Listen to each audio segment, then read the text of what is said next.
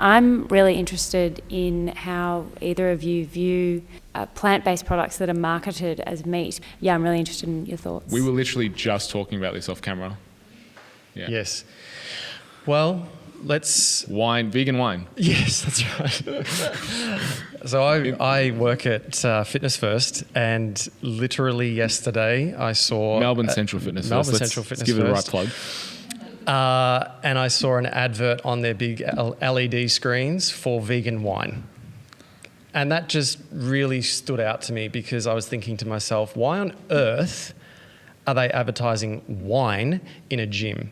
And I know why, because it's vegan, and vegan does not equate to health, but that's what they're trying to go with. So that's why it's advertised in a gym, because they're like, well, if we advertise it in a gym, people will think it's healthy and I can have it after my workout because it's vegan. Instead of protein shakes, wine shakes. Yeah. Hey, that would take off. Yeah, unfortunately, probably would. But that, I guess, just highlights where we are in terms of our understanding of, well, it's just because it's vegan doesn't mean it's healthy. It can be just as processed, and it can be full of fillers and all this sort of stuff, so it doesn't necessarily mean that it's healthy. And the other day I got asked if I'd tried the new Hungry Jack's, what's the name of the burger that they're doing? Oh, I have no idea. I don't follow. Does anyone know the name of the Rebel Burger?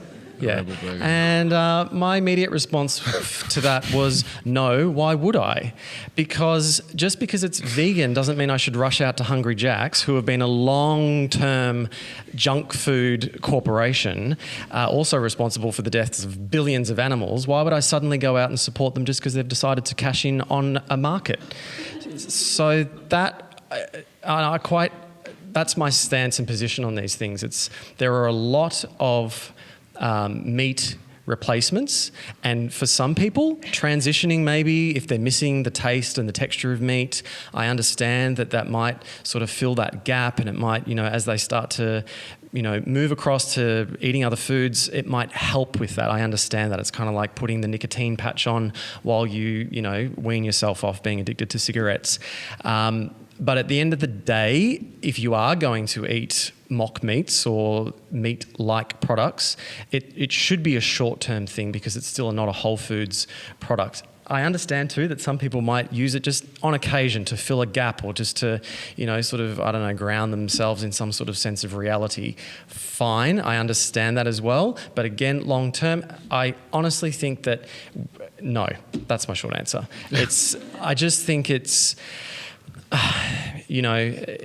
it's to me, again, moving away from what it means to eat whole foods. It's moving away from what is nutritionally sound for our bodies, and it's moving towards something that is grown in a lab or heavily processed that looks like food. It's the same stuff that you see in aisles 1 through 14 in the supermarket. It's not food. It looks like food. It might smell like food. It might have the same texture, and for some people, fine, but for me personally, and I think in the broader context of what it means to have, a nutritional approach to food, I think no.